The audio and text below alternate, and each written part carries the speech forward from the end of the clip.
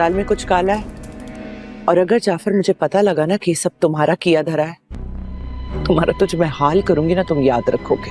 अपनी हद में रहो, समझे तुम? ये मेरा जाती मामला है। आप भी अपनी हद में रहें। वो मेरी बीवी है, वो मुझसे नाराज होकर आई है, मैं उसका शौहर हूं, मैं उसको मना लूंगा। प्लीज आप अपनी बकवास बंद रखें। कैसे रहूं दूर इस मामले से? हाँ, मेरी बहन की बात हो रही है। फिजा भाभी भी किसी की बहन थी। कोई काम वक्त पे होता नहीं, बहुत ही सुस्त है आपकी बहू। अम्मा सुस्त के साथ बहुत ही ड्रामेबाज है, यही तो ड्रामे दिखाकर भाई को फंसाया है। क्या बिगाड़ा मैंने आप लोगों का? कोई मौका नहीं जाने देते बातें सुनाने का मुझे।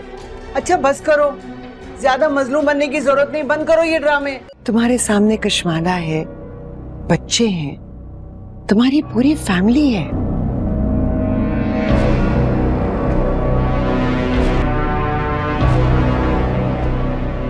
मान लो कि वो लड़की तुम्हारे लिए ठीक नहीं थी, तुमसे इंतखाब में गलती हो गई,